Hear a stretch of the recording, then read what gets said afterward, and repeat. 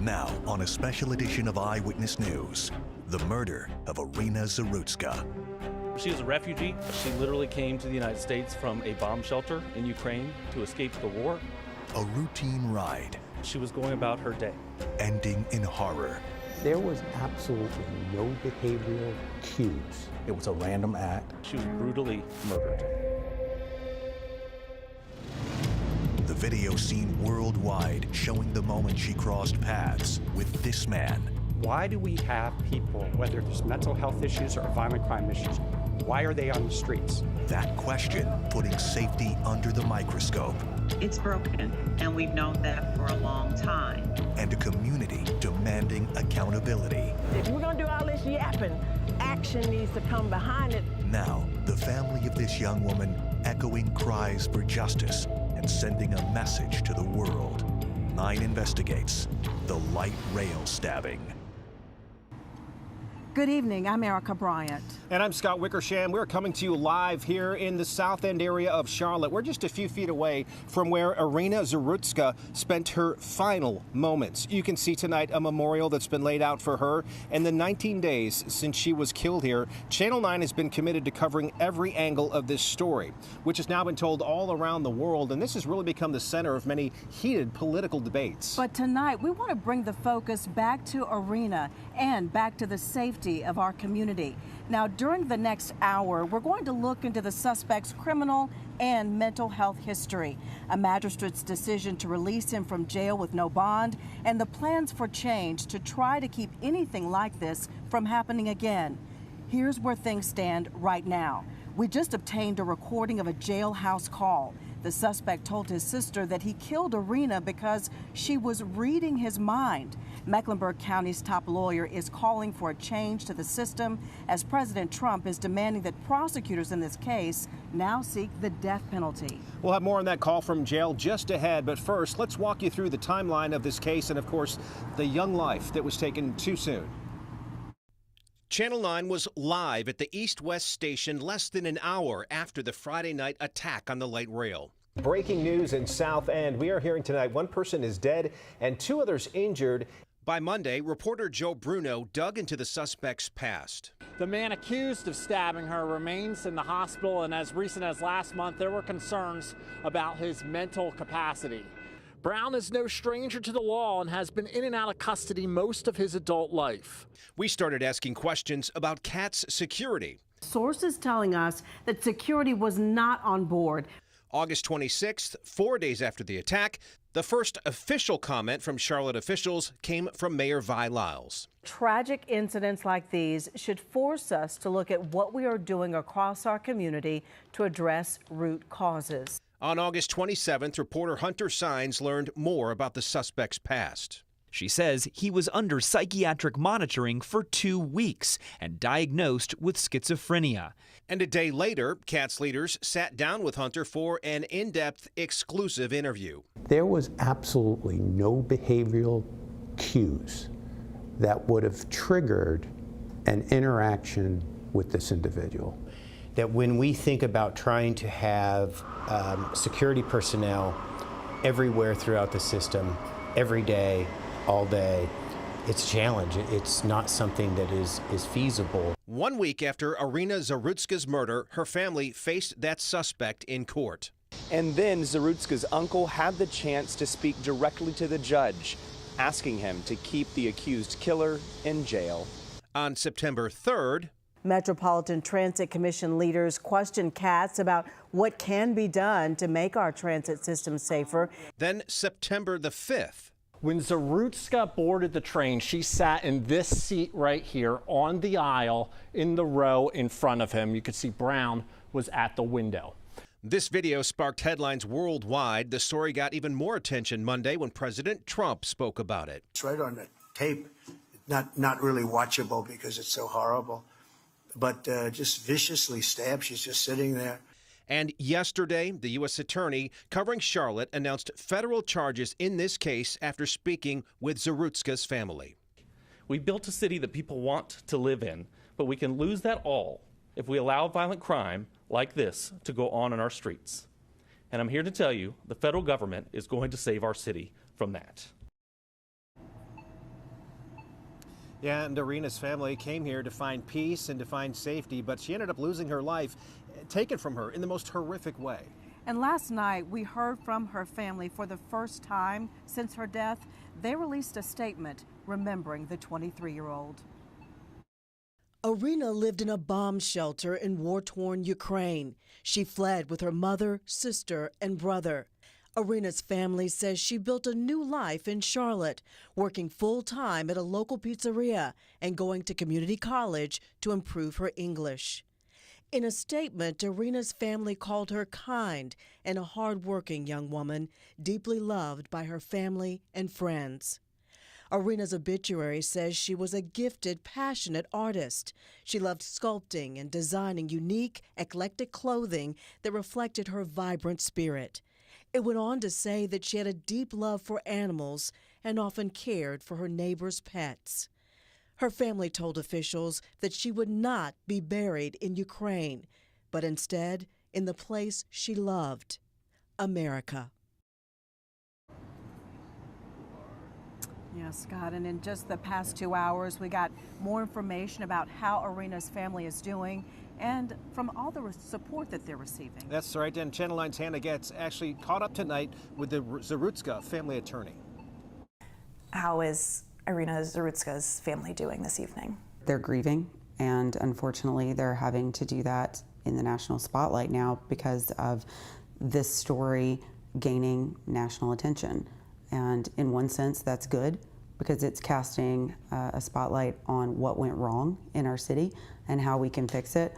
But it's also heartbreaking for this family to have to continue to relive what happened over and over again. They are overwhelmed, obviously grieving like any family would, but now they're grieving in the national spotlight, essentially. And I think the release of the unedited, gruesome video in the last 24 hours has only compounded that grief. When you first talked to them, what was that conversation like? It was hard, and it was trying to figure out what went wrong, how to get accountability, and then to make sure this family is offered compassion and shielding her brother and sister from seeing these videos over and over again, but then also making sure that we have answers going forward on how we prevent this from ever happening again. What does the family want and need to happen now? They want accountability, and I think a letter that we saw today from our Federal Transit Administration administrator, there was a failure in our city's public transportation system. So our entire community is shocked, and we want to make sure not only, number one, that there are no more, errors that happen like this in our criminal justice system, and seeing what happened with our judicial system, but also make sure that our public safety and our public transportation is safe, because there are millions of dollars being funneled into our public transportation, and our citizens don't feel safe. That could have been anyone sitting on the blue line on August 22nd. And had there been a security guard on that train, this might not have happened. And talking about security, what needs to be done and what accountability needs to be taken in this moment? I think the mayor recognizes that we need to do more. Our city needs to do more to protect those who rely on public transportation. Iryna did not have a driver's license. She was working to get her driver's license. She had an appointment in October to take the test. She was so proud of that. She had just bought a car, but in the meantime, she was using public transportation to and from work. And what we need to see is an increased presence of the armed and unarmed security guards on these trains. And what we know is that the city of Charlotte gave the contract to an independent and private security agency, and we know they have the budget to hire about 219 guards. And what we know is they've only hired about 184. And while I understand that the statement put forth by that company's founder is that they can't put a guard or a security officer on every street in Charlotte, but they surely can put one on every train. We want to make sure that we remember and let people know who Iryna was. You're their voice in this moment. Is there any more you can tell us about Iryna and what the family has said about her past what we've seen on paper? She came here for peace, fleeing a war-torn country. She wanted the American dream.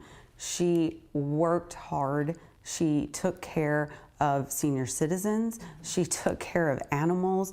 The family, even the neighbors of her family members are reaching out, thanking them for bringing Iryna into their lives because she used to babysit the children in the neighborhood.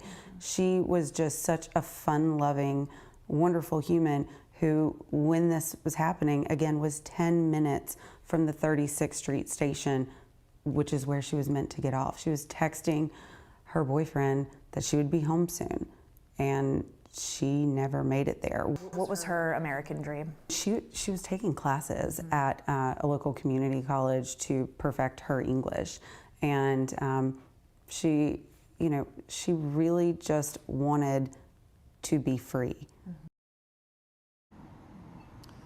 So many new pictures there we've never seen before until tonight, and it just drives home the beautiful young woman, daughter and sister that this family is missing, and they are going through so much grief, and of course urging you and have urged us to please don't continue to share for Iryna's dignity the pictures and the videos circulating of her losing her life on that train. Yes, Channel 9 was one of multiple news outlets to actually request a copy of that video, and it was for the purpose of trying to understand the timeline that authorities shared in the days after the attack. Yeah, out of respect for her family and her, we didn't show any portion with her in the video, and we can see Iryna in many parts of it. However, what we do show, and why we did watch it, was to give you and to give us perspective and context surrounding what happened the night of August the 22nd.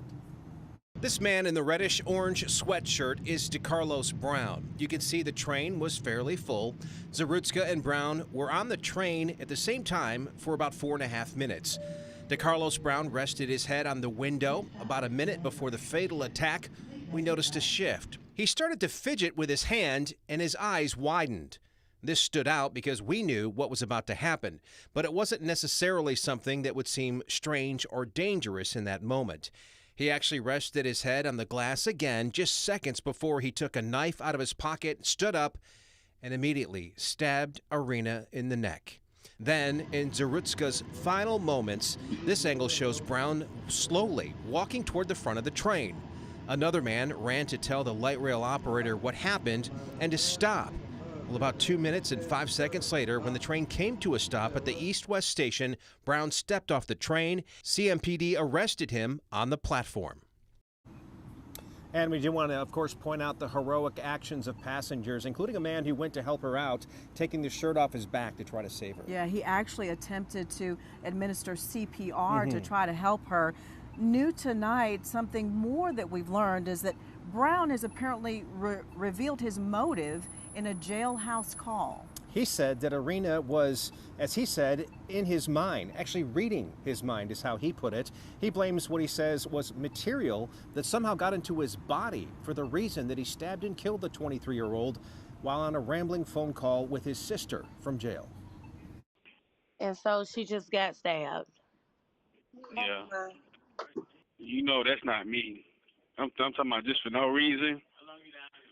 But since they did that, now they got to investigate the material in my body exposed to. I don't even know the lady. The lady I never said not one word to the lady at all. That's scary, ain't it? So, like, why would somebody just stab somebody for no reason?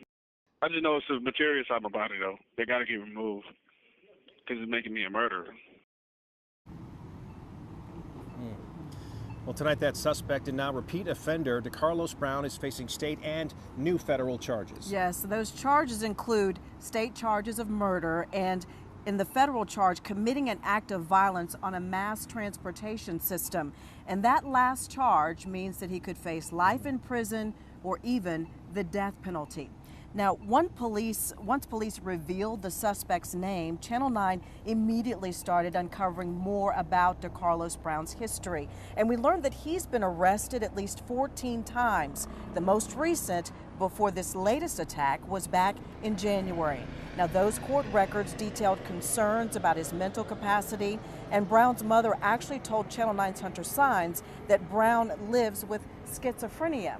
So we do want to bring in our Hunter Signs right now, one of several of our reporters who've been covering this since the beginning.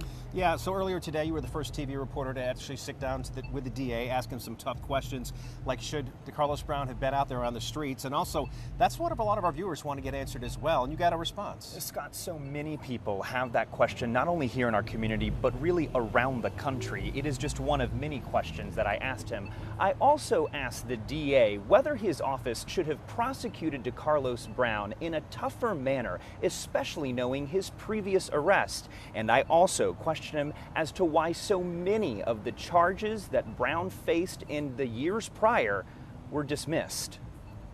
For the first time since the tragic death of 23-year-old Iryna Zarutska, we are hearing from Mecklenburg County District Attorney Spencer Merriweather. My thoughts are with Iryna Zarutska and her family, understanding that what they have to deal with is a life that was stolen from them. Criticism and blame have cast a dark shadow on his office after the attack, especially knowing the suspect, DeCarlos Brown Jr., was arrested 14 times since 2007, charged with things like communicating threats, assault on a female, and shoplifting. He has a conviction for robbery with a dangerous weapon. He spent 5 years in prison for it. A person who's a repeat offender who has a record like this, should he have been on the streets? What we do to make sure that people who are repeat offenders, who have been charged with crimes, are not on the streets is make sure that we make use of sentence enhancements like our habitual felon statute. Should he have been charged with habitual felon? Because I don't believe he was. I can't speak specifically to the record involving the defendant because I do have those prohibitions, but where someone does qualify to be a habitual felon, you should have an expectation that person will be charged with it. Should this office had prosecuted DeCarlos Brown in a tougher manner? What I can tell you is that the people in this office sign up every day to take crime seriously. No one goes to law school to decide to become a prosecutor to dismiss cases. We do it to try them. Over the years, numerous cases against DeCarlos Brown were voluntarily dismissed by the DA's office. A vast majority of those dismissals happened before Merriweather took office. Sometimes that means whether or not there is physical evidence that allows them to be able to prove a case. Sometimes it refers to the availability of witnesses. Merriweather acknowledges our court system needs to be enhanced. He'd like to see funding for more prosecutors, judges, and others in the system. He also backs more funding for adequate mental health resources. He also says magistrates should have more information about the suspect in front of them when setting initial bond, like criminal and mental health history, and the qualifications to be a magistrate should be looked at. We ought to take a hard look at the way that the magistrates are selected, appointed, and all of that. If you take a look at our state constitution and see what that looks like, it's Byzantine. And I think the General Assembly at the right time should take a look at all that. It is clear that the DA is frustrated by all of the finger pointing, especially by public officials that we have seen in the past few days. Yeah. He tells me that the only people he is interested in pointing any fingers to are people who commit crimes in our community. But you can tell by all the interviews you've done over the past 2 weeks, 19 days, there are so many layers to this. The judicial system, there's CATS, there's CNPD, and the layers go even deeper. It is very complex. Yeah. And it does seem that on all those levels, looks like change is going to happen as a result of this. Hopefully so. Yeah, Hunter, thank you. Still to come, the exclusive interview with CAT's top officials. Was there a security failure that night? No. Why they say this tragedy could not have been prevented. But first, national attention and federal charges. And I'm here to tell you, the federal government is going to save our city. The 9/11 era law prosecutors are using now in this case as 9 investigates the light rail stabbing.